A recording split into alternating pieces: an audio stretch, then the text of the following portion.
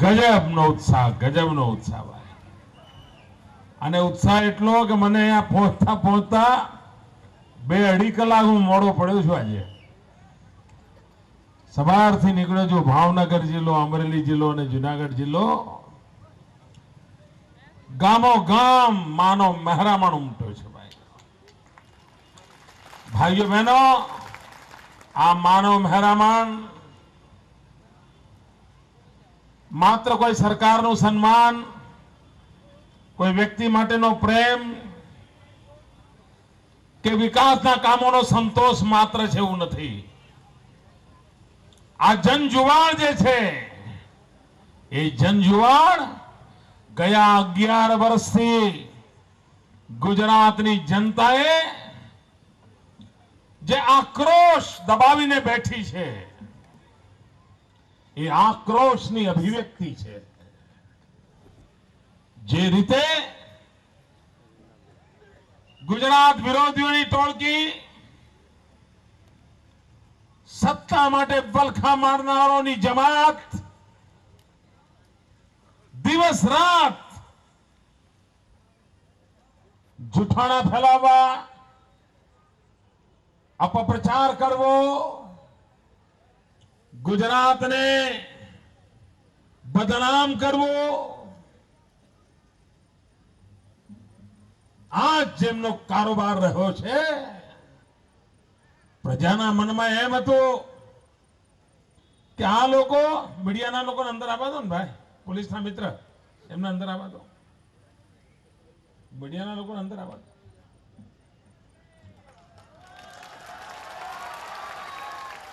મારે બધાની કાળજી લેવી પડે ભાઈ. ભાઈ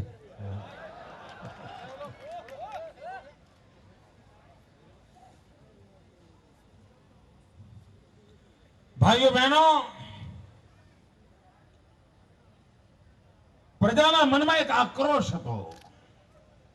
લોકો આક્રોશની અભિવ્યક્તિ માટેનો અવસર શોધતા હતા અને લોકોના મનમાં રહેતું હતું આટલા જુલ્મ થાય છે, આટલા આરોપો થાય છે, આટલા પ્રકારના જૂઠાણા ફેલાવે છે.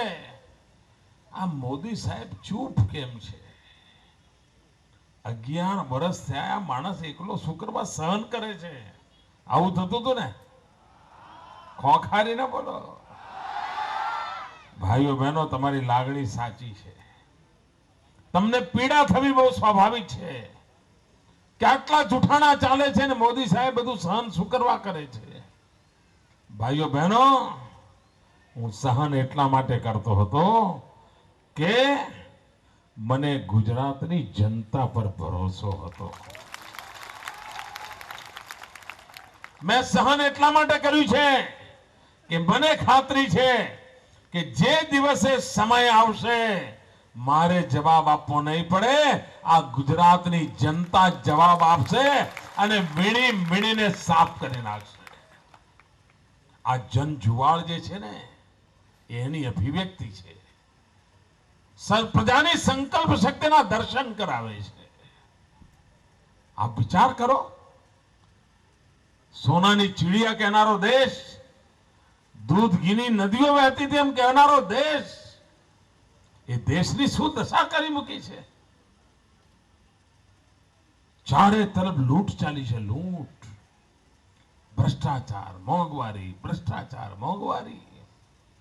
અને કેવી જાડી ચામડીના છે મારા વાલા લોકો, કેવી જાડી ચામડીના છે.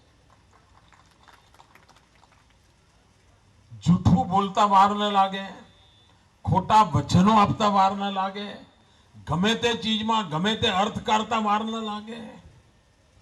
પીએચડી કર્યું છે આ લોકો તો, પીએચડી આ બધામાં. અને પાપ કરવામાં જેમ પાવરધા છે એમ આ પ્રકારના જૂઠાણા ફેલાવવામાં પણ પાવરધા છે. તમે મને કહો ભાઈઓ બહેનો, આ લોકોએ 2009માં જ્યારે લોકસભાની ચૂંટણી લડતા હતા ત્યારે 100 દિવસમાં મોંઘવારી હટાવીશું એવું વચન આપ્યું હતું. ખોખારીને બોલો બહેનો, તમે જરા બરાબર જોરથી બોલો. 100 દિવસમાં મોંઘવારી હટાવીશું એવું વચન આપ્યું હતું. એમની સત્તા બની ગઈ.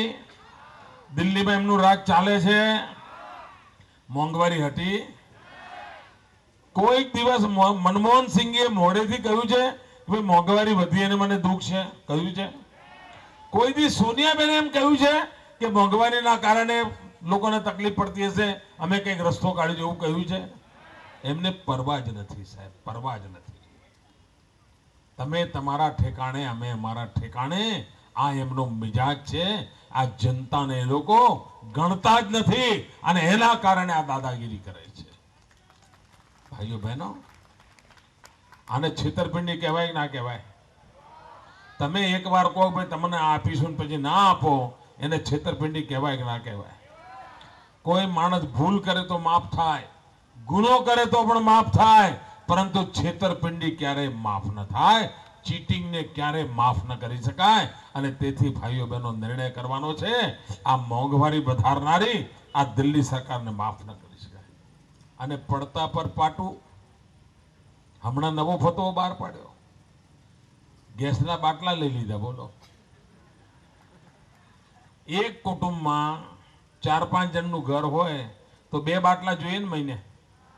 જરા બહેનો બોલો ને. 2 બાટલા જોઈએ ને? તો 12 મહિનાના 24 બાટલા જોઈએ ને? હવે 6 જ મળશે, શું કરશો બોલો? આ સોનિયાબેનને બેહાડીને હું લીધું મને કહો? આખી દેશની જનતા વિચાર કરે. 18 બાટલા ગેસના 18 બાટલા તમારે હવે કાળા બજારમાંથી લાવવા પડશે.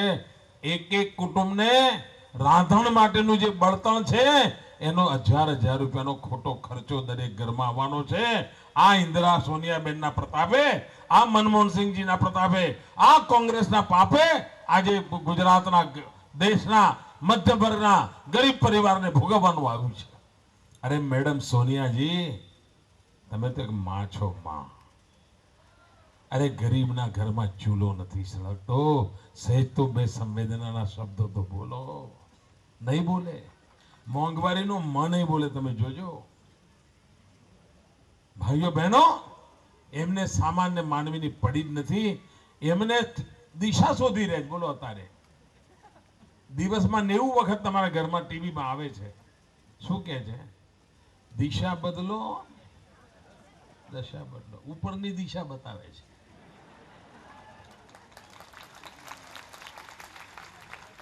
જાણે યમરાજના દૂત આવ્યા ને એમ દિશા બદલો. બોલો, આ કોંગ્રેસ વાળા દિશા હોદે છે ગાંધીનગરની. 25 વર્ષ થયા ગાંધીનગરની જનતાએ, દેશની ગુજરાતની જનતાએ એમને ગાંધીનગરની ખુરશી પરથી તગેડી મૂક્યા છે. એટલે લોકો ગાંધીનગરની દિશા હોદે છે અને પોતાની દશા સુધારવા માટેની મથામણ કરે છે.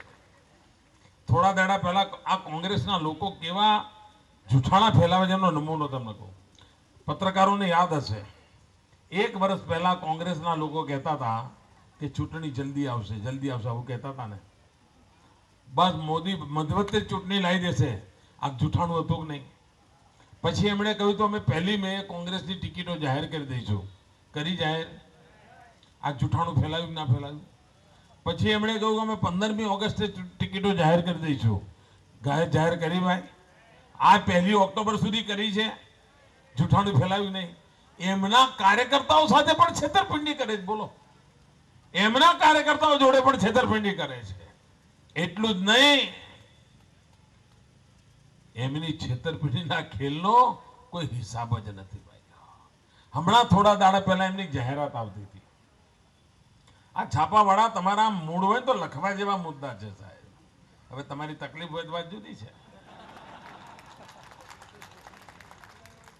એવો મસાલો કોંગ્રેસ આપે છે, વાપરો એટલો ઓછો.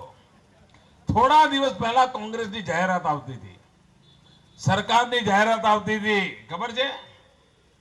જોઈતી ને? કઈ જાહેરાત સાહેબ? થપ્પડ ટીવી પર વાગતી હતી અને તમર કોંગ્રેસને આવતા હતા. અને પછી એમણે એના જવાબમાં એક જાહેરાત આપી. કોંગ્રેસે જવાબમાં એવી જાહેરાત આપી કે થપ્પડ મારવી એ તો ગુજરાતની સંસ્કૃતિ જ નથી. આવું કહ્યું હતું કે નહીં? કોંગ્રેસની જાહેરાત આવતી હતી કે નથી આવતી? અઠવાડિયામાં એમની સંસ્કૃતિ બદલાઈ ગઈ. બોલો, હમણાં 2 દાડાથી જાહેરાત આવે છે એ જાતે ને જાતે 20 થપ્પડો મારે છે. અલ્યા અઠવાડિયા પહેલા થપ્પડ એ જો સંસ્કૃતિ નહોતી તો તમે અત્યારે સંસ્કૃતિ લાયા ક્યાંથી? કેવા જુઠાણા ચલાવનારા લોકો છે, કેવા આ બધા આઈટમો, કેવી કેવી છાપામાં હેડલાઇન એવી આઈટમો છે. તમને ના જડે તો મેં તમને આપી લે, વાપરજો. ભાઈઓ બહેનો, કોંગ્રેસ પાસેથી કોઈ ભરોસો કરાયો નથી, કોઈ આશા કરાવી નથી. આ દેશ માટે બોજ બની ગઈ છે કોંગ્રેસ. કોંગ્રેસ પાસે નેતા નથી, નીતિ નથી અને નિયત પણ સાફ નથી. તમે વિચાર કરો, તમે સાયકલ ચોરી થઈ એવું સાંભળ્યું છે? કોઈની સાયકલ ચોરાઈ હોય એવું સાંભળ્યું છે? જરા બોલો તો ખરા. ભાઈ હું ગુજરાતની વાત નથી કરતો, ચલો સાયકલ ચોરાઈ છે એવું તો સાંભળ્યું હોય ને, સ્કૂટર ચોરાયું હોય એવું સાંભળ્યું હોય ને, ટ્રેક્ટર ચોરાણું હોય એવું સાંભળ્યું હોય ને, કોઈના રૂપિયા ચોરાય એવું સાંભળ્યું છે, કોઈની સોનું ચોરાયું સાંભળ્યું છે, ચાંદી ચોરાઈ સાંભળ્યું છે, કોલસા ચોરાય સાંભળ્યું છે? બોલો, કોઈ દી કોઈના કોલસા ચોરાય? કોઈ દી ચોરાય? સોનું ચાંદી આ બધું ચોરાય, કોલસા ચોરાય? આ લોકો 2 લાખ કરોડના કોલસા ચોરી ગયા ભાઈ, 2 લાખ કરોડ રૂપિયા. ભાઈઓ બહેનો, દિલ્હીએ લૂંટ ચલાવી છે. તમે મને કહો, દિલ્હીમાં જે લૂંટ ચાલે છે એ લૂંટ ગુજરાતમાં ચાલવા દેવી છે?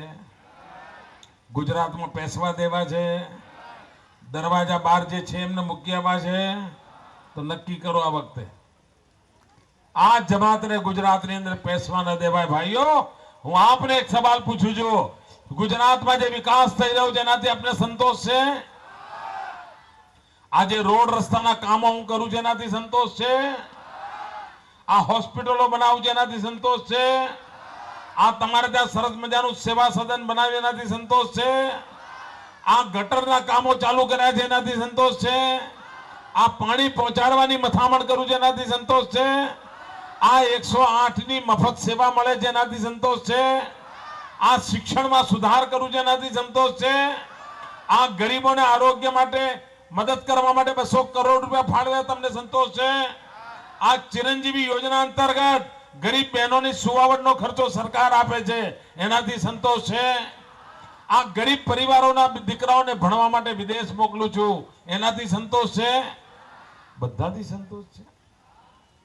બોલો, તમને આટલો બધો સંતોષ છે, મને નથી. આટલું બધું કર્યું, આટલું બધું થયું, આટલું બધું દેખાણું, તમારે આ બધાની આટલી બધી વાહવાહ સાંભળી, દુનિયા આખામાં ગુજરાતના વિકાસનો જય જયકાર ચાલે છે. આ બધું બરાબર હોવા છતાંય મને હજુ સંતોષ નથી. કારણ મને સંતોષ એટલા માટે નથી, આ જે કામ તમને સારું લાગે છે ને, એ તો હજુ મેં કોંગ્રેસના 50 વર્ષના શાસનના ખાડા પૂરવાનું કામ કર્યું છે. ખાડા પૂરવા. એમના ગેરવહીવટના કારણે ગુજરાત એટલું પછાત થઈ ગયું હતું, એટલું પાછળ પડી ગયું હતું. એટલા બધા ખાડા હતા, એ પૂર્વામાં મારા 11 વર્ષ નીકળી ગયા. 11. અને મારી જગ્યાએ કોઈ કાચો પોચો હોત ને, 100 વર્ષે આ ખાડા ના ભરી શકે એવા ખાડા કરી ગયા હતા. ભાઈઓ બહેનો, જો મેં ખાડા પૂર્યા એનાથી તમને આનંદ આટલો થતો હોય તો જે દિવસે હું મારા સ્વપ્નનું દિવ્ય ભવ્ય ગુજરાતનું નિર્માણ કરીશ, એ દિવસે તમારો આનંદ કેટલો હશે એની હું કલ્પના કરી શકું. આ ખાડા પૂરવાનું કામ 11 વર્ષથી કરું છું. હજુ 3 મહિના ચાલે એટલું બાકી છે. આ ડિસેમ્બર મહિના સુધી મારે ખાડા પૂરવા ચાલુ રાખવાના છે. ચાલુ રાખું ને, ભલા પુરાઈ જશે. હો, ગમશે ને? જો આપના આશીર્વાદ હોય તો ડિસેમ્બર મહિના સુધીમાં બધા ખાડા પૂરી દઈશ અને 1 જાન્યુઆરી થી ભવ્ય દિવ્ય ગુજરાતના નિર્માણની શરૂઆત કરીશ અને હું આપને વિશ્વાસ આપું છું આગામી 5 વર્ષ ગુજરાતનો ગોલ્ડન યુગ શરૂ થશે આ મારા શબ્દો લખી રાખજો ભાઈ